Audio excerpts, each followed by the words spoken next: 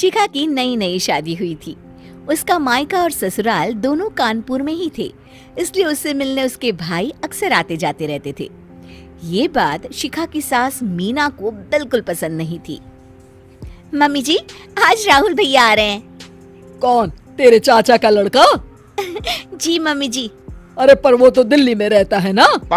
हाँ मम्मी जी, उन्हें कल सुबह दिल्ली के लिए निकलना है, तो वो आज मुझसे मिलते हुए कल सुबह यहीं से निकल जाएंगे। हमने तो धर्मशाला खोल रखी है ना। कुछ कहा क्या मम्मी जी? मैंने कहा हाँ, आने दे तेरे भैया को, जमकर खातिरदारी करेंगे। अब तो कुछ करना ही पड़ेगा, इससे पहले कि मेरा घर धर्मशाला बन जाए। ये कैसी बातें कर रही हो मीना? सच ही तो कह रही हूँ। अभी इसकी शादी को साल भर भी नहीं हुआ और आए दिन इसके घर वाले आ धमकते हैं। अरे तो क्या हुआ, वो इसी शहर में रहते हैं तो हाल चाल लेने आ जाते हैं। इस बार मैं उनका हाल और चाल दोनों ही बिगाड़ दूंगी। अब बहुत हो गया जी। अरे ये कैसी बातें कर रही हो, हे भगवान। बस आप तो देखते जाइए। शाम को राहुल आता है। नमस्ते आंटी, कैसे हैं आप लोग? हम लोग तो ठीक है, तुम कैसे हो बेटा? मैं भी अच्छा ही हूँ आंटी। बस आज रात के बाद नहीं रहोगे। चलिए भैया, मैं आपको हमारा घर दिखाती हूँ। रात में खाने के टेबल पर शिखा, रोहित कहीं दिखाई नहीं दे रहा।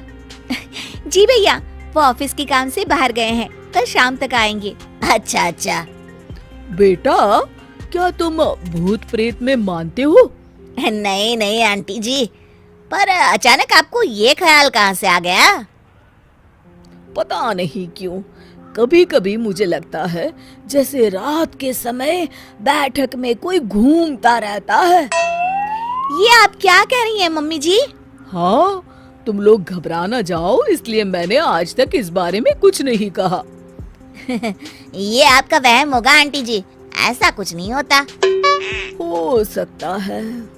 चलो अब मेरा सोने का टाइम हो गया है तो चलती हूँ मैं। शिखा बेटा, राहुल के सोने की व्यवस्था वहीं दीवान पर कर देना। जी पापा जी। अब चलिए भी। अच्छा, तो बैठक में सोने वाले हैं साहबजादे। क्या बड़बड़ा रही हो?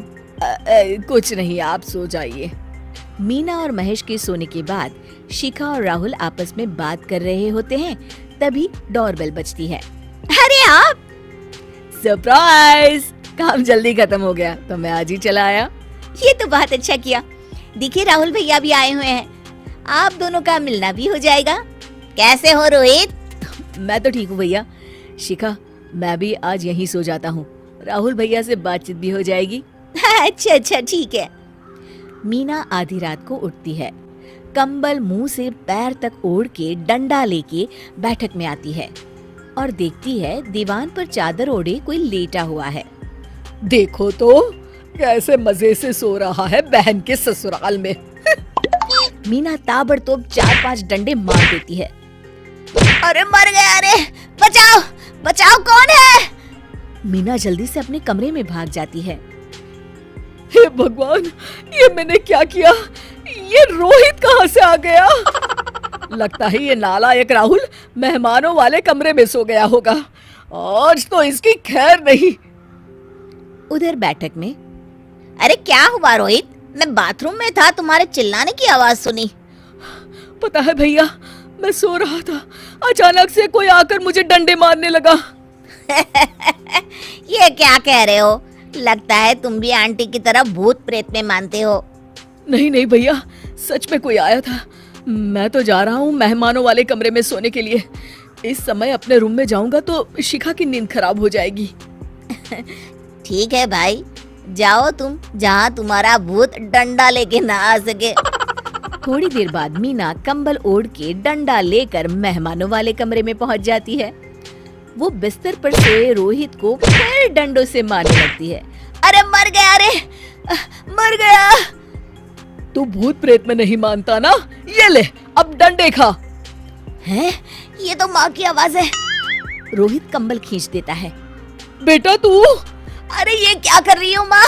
मार मार के मेरा भरता बना दिया आपने। माफ कर दे मेरे लाल, मैंने तो तुझे ही मार मार के लाल कर दिया। मैं तो उस राहुल के बच्चे को सबक सिखाना चाहती थी। राहुल भैया को? हाँ बेटा, मुझे लगा अगर उसे डंडे मारूंगी तो शिखा के मायके वाले यहाँ आना छोड़ देंगे। हे भगवान, माँ ये घर शिखा का भी है, उसके घर वाले जब चाहे आ सकते हैं। हाँ बेटा, आज मुझे भगवान का इशारा समझ में आ गया। मैं कितना गलत करने चली थी और अपने ही बेटे को चोट पहुंचा दी। अब चुपचाप जाके सो जाओ माँ, और किसी को कुछ बताने की जरूरत भी नहीं है।